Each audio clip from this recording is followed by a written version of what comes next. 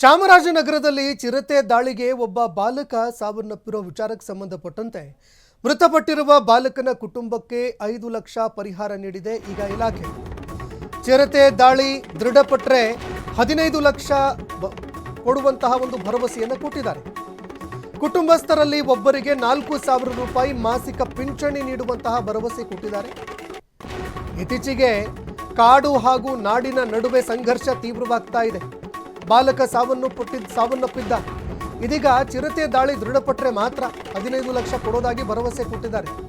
ಜೊತೆಗೆ ಕುಟುಂಬಸ್ಥರಲ್ಲಿ ಒಬ್ಬರಿಗೆ 4,000 ಮಾಸಿಕ ಪಿಂಚಣಿ ಕೂಡ ನೀಡುತ್ತೀವಿ ಅಂತ ಭರವಸೆ ಕೊಟ್ಟಿದ್ದಾರೆ.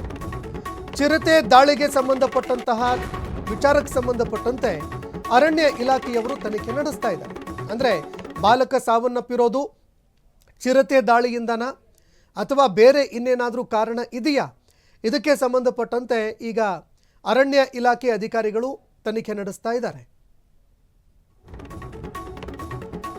ಇನ್ನು ಬಾಲಕನನ್ನ ಬಲಿ ಪಡ್ಕೊಂಡಿರುವಂತಹ ಚಿರತೆಯನ್ನ ಸೆರೆ ಹಿಡಿಯೋದಕ್ಕೆ ಕಾರ್ಯಾಚರಣೆಗಿಳಿದಿದೆ ಇಲಾಖೆ. ಈಗ ಚಿರತೆ ಸೆರೆ ಹಿಡಿಯೋದಕ್ಕೆ ಸ್ಥಳದಲ್ಲೇ ಬೀಡು ಬಿಟ್ಟಿದ್ದಾರೆ ಅರಣ್ಯ ಸಿಬ್ಬಂದಿಗಳು.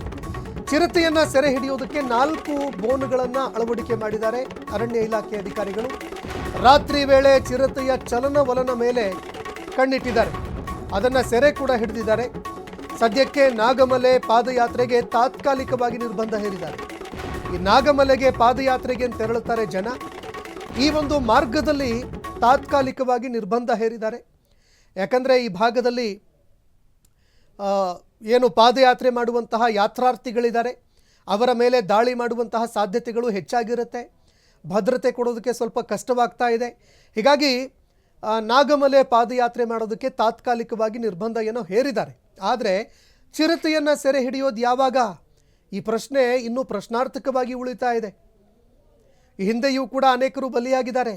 ಮತ್ತೆ ಒಬ್ಬ ಬಾಲಕ ಬಲಿಯಾಗಿದ್ದಾನೆ. ಹೀಗಾಗಿ ಈ ಬಗ್ಗೆ ಈಗಲಾದರೂ ಅಧಿಕಾರಿಗಳು ಎಚ್ಚೆತ್ತುಕೊಳ್ತಾರಾ ಅನ್ನುವಂಥದ್ದನ್ನು ಕಾದು ನೋಡಬೇಕಾಗತ್ತೆ.